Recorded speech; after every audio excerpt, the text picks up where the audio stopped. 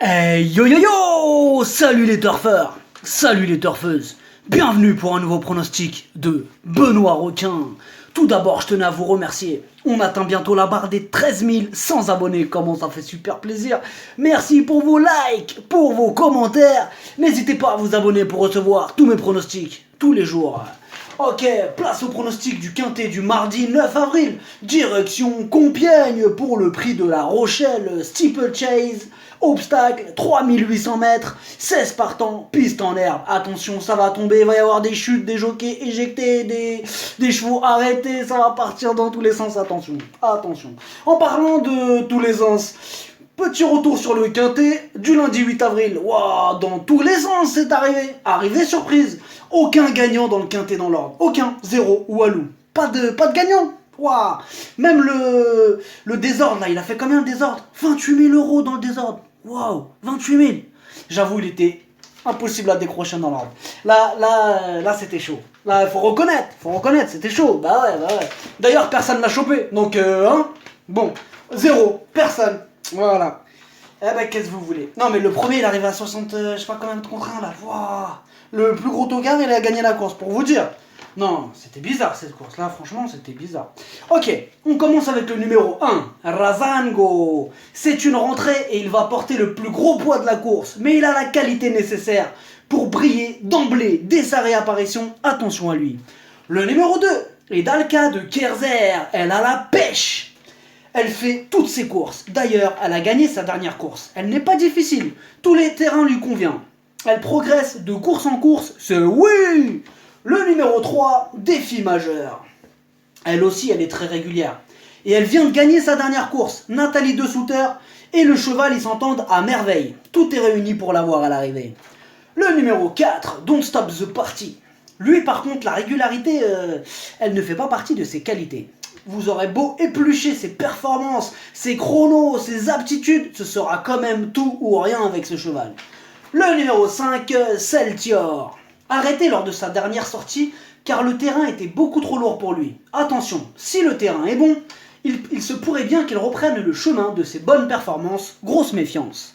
Le numéro 6, Barguin. C'est une rentrée, mais c'est un cheval qui court bien sur sa fraîcheur. Il est en plein dans sa catégorie, par contre c'est vrai qu'il ne répète pas toujours ses bonnes sorties, et il n'aime pas les terrains trop lourds. Encore une possibilité dans ce quintet ouvert. Le numéro 7, Douleng. Pour sa rentrée, il a été arrêté en plein parcours car son jockey a eu un problème d'harnachement. Puis, il a été gêné par une chute juste devant lui. Ouais, c'était pas son jour, quoi. Hein. Bon, donc oublions cette sortie, qui d'ailleurs lui a quand même... ça lui a fait du bien, parce qu'il est monté en condition. Comme je le répète, c'était une rentrée. Il faut suivre. Ah bah oui. Dans ce quintet, il a une belle chance à défendre. Le numéro 8, Credo des Obos. Ce cheval monte de catégorie. Il préfère les terrains lourds. Il a un peu de mal à finir ses courses. Hein. Bon, ça c'est un défaut quand même. Mais il garde son mot à dire en bout de combinaison. Hein. Ouais.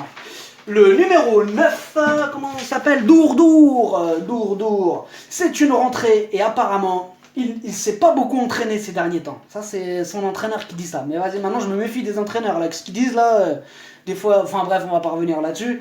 Par contre, il se prépare vite et donne toujours le meilleur de lui-même. À la rigueur, il pourrait accrocher une 5e place. Ouais.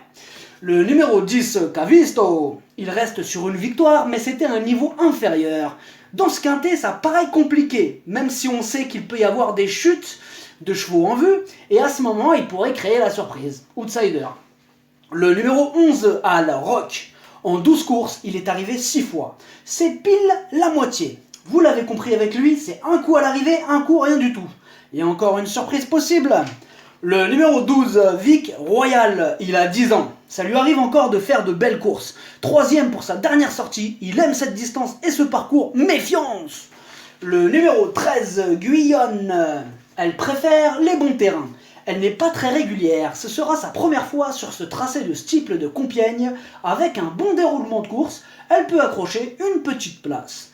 Le numéro 14, Surely Try. Ses 4 dernières courses, il n'est pas descendu du podium. Il est dans une forme olympique. Alors certes, il monte de catégorie, donc pour la gagne, c'est mission impossible. Mais pour les places, c'est oui. Le numéro 15, Surdoué de Ballon. Lui, par contre, il n'est vraiment pas sérieux. Il a un drôle de caractère. Ah, quand il veut pas, il veut pas. Tout dépendra de son état d'esprit. Car il a les moyens de bien faire, mais est-ce qu'il le voudra? Le numéro 16, Brionnais. Pour cette course, il faudra surveiller la météo. Car lui, le terrain lourd ne le gênera pas. Alors que d'autres chevaux, ils sont pas très terrain lourd, hein. On les oublie. Il a progressé depuis ses courses de rentrée. Ses courses de rentrée. Donc il y en avait plusieurs. Eh oui, il y en avait deux. Voilà, enfin. Il va découvrir le tracé de Compiègne, mais faites attention à ce cheval. Le pronostic, ça donne 2, 3, 7, 16, 12, 14, As, 8, cheval de complément le 15, si jamais il y a un autre nom partant, et ça peut arriver le 11.